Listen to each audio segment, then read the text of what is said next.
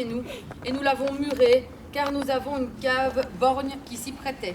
Elle est restée jusqu'au pèlerinage de 1919 car monsieur le curé de Gerpine n'est revenu qu'en février. Question incendie, il n'y a eu que la brasserie Évrard qui a été brûlée. Je ne puis en dire plus, mais les Gerpinois, qui étaient rentrés au bout de plusieurs semaines et même de 4 ans, ont été persuadés que leur Sainte Rolande les avait gardés.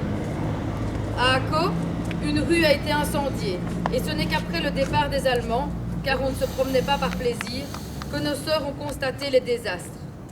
Elles ont logé dans les dépendances du château Pirmé. Nos blessés ont été emmenés sans doute en Allemagne, et les Allemands vers Givet. Au château de Bruges, il y avait à peu près 70 blessés français. Ils n'ont été soignés que par moi et un petit médecin français. Quand la salle d'opération était libre, vite nous soignions un des nôtres. Au bout de 8 à 10 jours, au plus, tous sont partis. Que de détails j'aurais voulu vous citer, il me faudrait comme le journal Le Soir de Bruxelles. Veuillez m'excuser, je cite les faits comme ils me viennent à l'esprit. En parlant du médecin-major d'Aube, s'il n'a pas, à ma connaissance, soigné des malades, il a soigné sœur Thérèse, qui avait eu le grand honneur de raccommoder la capote d'un Allemand qui s'était piqué le doigt. Elle a aussi eu le plaisir d'un coup de bistouri du docteur d'Aube. Doux souvenir. Pour nos blessés au château, il a amputé 2 soldats français, un d'une jambe, l'autre d'un bras, et comme je l'ai dit au début, avec le jeune médecin français, sans doute s'est-il fié à nous pour les moins graves. Comme aide, nous n'avons eu que monsieur et madame Bancu, et Marie Bernard et sa cousine Laure Bernard, c'est tout, puisque presque tout le monde était parti. Au château d'en bas, je crois que monsieur Gommeret a hébergé quelques officiers, mais il n'y a aucun blessé. Et les Allemands n'ont pas eu besoin de l'autorisation du régisseur et ne se sont pas contentés de leur lit. Tous les blessés allemands avaient chacun un matelas qu'ils avaient volé dans les maisons, mais les nôtres étaient sur la paille dans la cour. Il y a eu justement beaucoup de brouillard cette nuit-là. J'en ai un souvenir personnel. Encore une fois, je recule, pourtant je sais ce que je dis. Le vendredi 21 août, les soldats français étaient à Gerpine. Question de stratégie, ils ne pouvaient avancer. Le soir, à cause de quelques imprudents fumeurs, le feu a totalement anéanti ce qui est aujourd'hui le bon pain gerpinois. Mais ils étaient contents car ils pensaient passer une bonne nuit dans un lit. Nous en avions 41, entre autres, un petit prêtre ordonné cette année 1914. 1 heure plus tard, vers 23 heures, ordre leur est donné d'avancer. Donc ce sont les mêmes qui nous sont revenus le lendemain 22. Ils revenaient de la bataille de Châtelet. Je me souviens des numéros de leurs divers régiments. Le 36e de Caen, le 39e de Rouen et le 129e du Havre et quelques zouaves. En relatant tout cela, je me donne l'impression d'avoir rajeuni. Les soldats morts chez nous sont restés au cimetière près du clocher, mais les Allemands, je ne sais pas s'il y avait des Français, ont été emmenés dans le terrain près de la ferme Guillemin, à l'angle de la route d'Imier et de Tarsienne.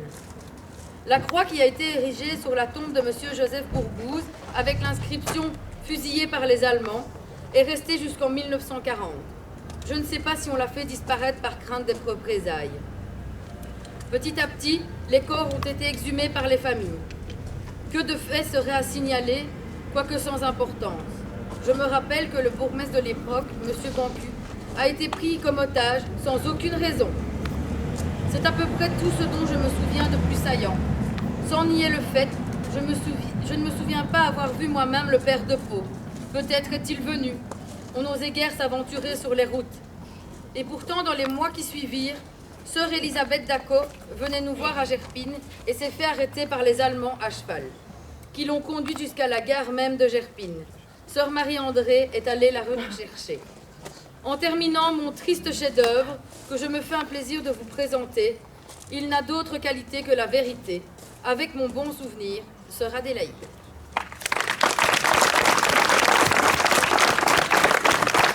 Bravo. Voilà. Heureusement que nous avons eu les sœurs françaises. Voilà, c'était en détail ce qui s'est passé le 22, 23 et 24 août en 14. Bon, ici le quartier, tout le monde le connaît. On est sur la rentrée de la Sainte-Rolande. Et tous les marcheurs savent bien, ah, oui, on n'est pas devant les sœurs françaises, on va bérat à où est fini le rentrée. Mais aussi, je vous ai parlé que c'était mon quartier. En fait, voilà, c'était ma maison. J'ai été élevé par mon oncle et ma tante, donc j'habitais ici. Voilà, ça c'était la fenêtre de ma chambre. Là, c'était la trappe pour les pigeons. Donc c'était un pigeonniste, et j'ai mon temps à vous dire que ça, c'était pas une sinécure, à part le lundi, quand le pigeon qui n'avait pas fait un prix était dans mon assiette avec des petits pois, ça c'est bien. Mais bon, ici où vous êtes, c'était mon jardin, c'était notre jardin. En fait, là, la limite était à la bordure. Il y avait un grand mur en pierre, il y avait une grande cabane, et au fond, il y avait une petite cabane, un petit cabanon, qui était les cabinets. Fin des années 50, début des années 60, ben dans nombre de maisons de Gerpine, ben il y avait ces cabinets qui étaient dans le jardin. Et c'était pas des toilettes sèches. Hein. Ici, on avait facile. Il y avait la tonnellerie, donc on mettait un petit feu en dessous de la planche pour récolter les joyeusetés de la vie. Un jour, mon frère, qui est 7 ans plus âgé que moi, donc il fréquentait ses copains, ils avaient une bande, c'était des joyeux drills et des monteurs de cabales. Un jour, ils montèrent sur ce fameux mur en pierre. Il y en a un qui a sauté le mur, qui est allé dans les WC, avec un morceau de levure qu'il achetait dans le seau. Bon, c'était à peu près comme l'Etna. Hein, quand il va, voilà. Ça a commencé, en wallon on dit Djomé, ça a commencé à Djomé. Donc ça commence à faire du bruit, à petit bouillon, et puis à gros bouillon, et puis ça a débordé, il y en a eu partout. C'était une belle soirée du mois d'août, un ciel orangé, mais alors quel goût! Et mon frère, ben il en a pris une bonne. Hein. Bon allez! Est-ce qu'en pas le temps vous ravit-il ou vous languit-il? Telle est la question. Viens par ici, c'est les... Parce que c'est fermé, je vais ouvrir. Ah, merci Alain. Merci beaucoup. Bon allez, ça diminue, mais bien. On verra boire un coup. Ça va bien toi? Ça va.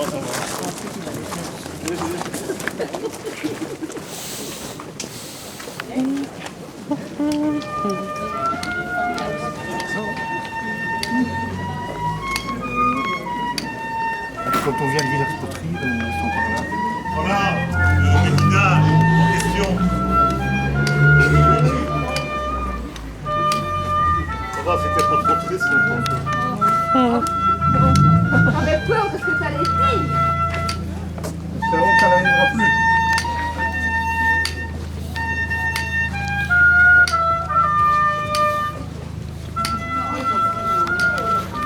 Ma voiture n'a pas bougé. Pardon? Ma voiture n'a pas bougé. Non, elle n'a pas bougé. C'est toujours la même. C'est chouette, Alexandre. Ça change. Ouais, c'est Ça chouette. change. Ça change. Oui, là. Regarde, mamie. Ah, oui, elle regarde. On l'avait déjà vu hier, elle voulait revoir. Ah, ben, c'est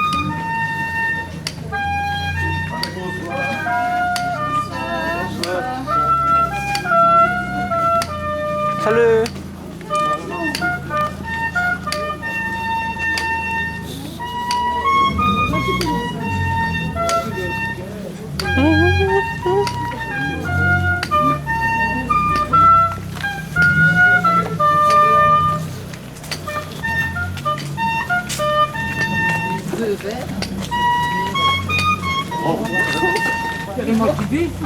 Voilà, un beau point de vue aussi.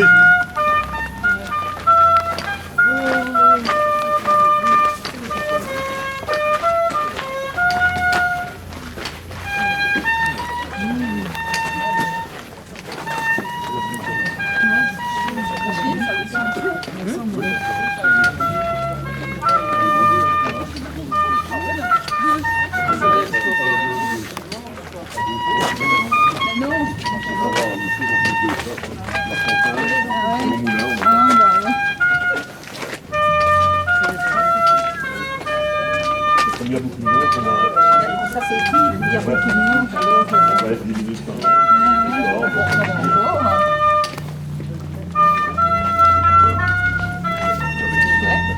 Ouais, c'est ça. Oui, mais c'est Je regarde parce que ça tombe quand même. Qu'est-ce que tu veux? Ça va, vous voulez bien? Ouais, moi j'aime bien. Ça va des fois 3 jours. Vous parlez de Guadeloupe. Avec un citron.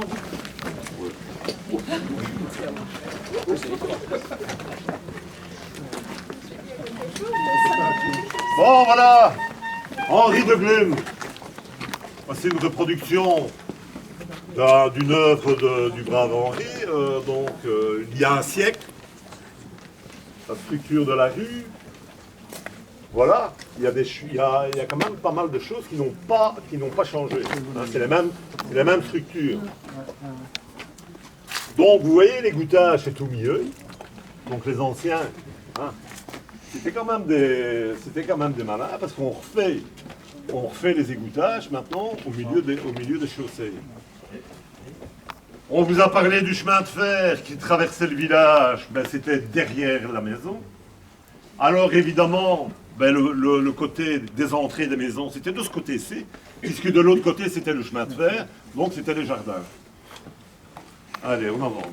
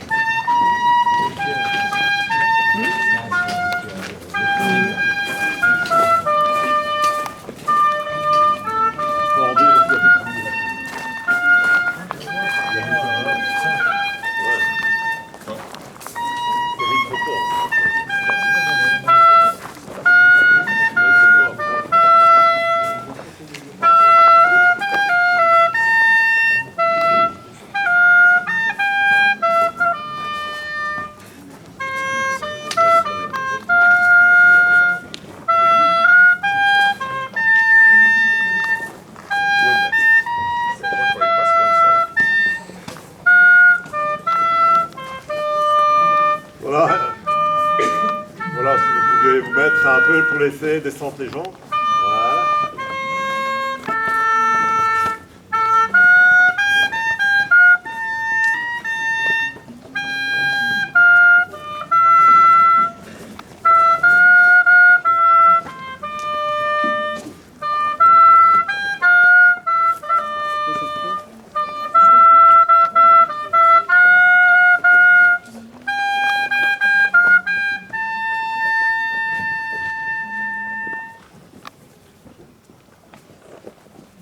Je suis le mécano du chemin de fer.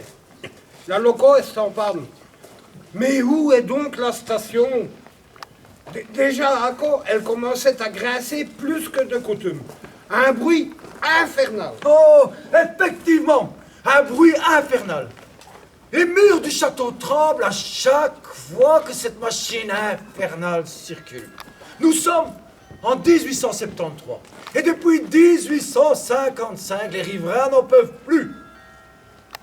Je vais faire creuser une tranchée sous fond propre pour dévier ce chemin de fer par là, par la maladrerie. Bien entendu, maître. Mais il me faut de l'eau et de l'huile et du charbon et j'en ai marre. Bravo.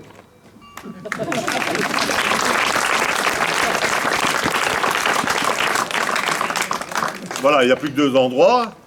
On est ici au culot. Hein? On va aller, voilà, on va suivre le passeur du temps. Vous allez vous retourner un peu sur cette maison en briques et vous verrez un trait de treille là. Hein, vous voyez? C'est le niveau d'eau qu'il y a eu le 24 août en 1987. Quand on va aller vers la fontaine, vous verrez, il y a des niveaux. La plupart d'entre nous, on était noyés. Hein. Donc, Et rejoignons l'impressionnant impressionniste de son temps. Si elle était petite, c'est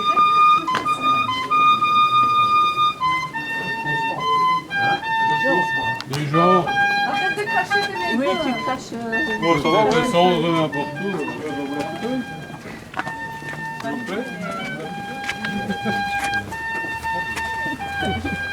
voilà, voilà les niveaux. Niveau 2. Comme la Maison Blanche à quoi? J'étais noyée.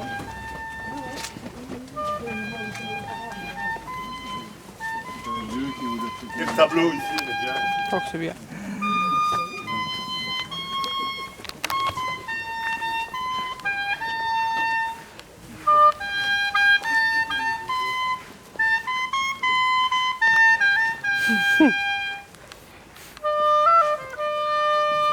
Voilà.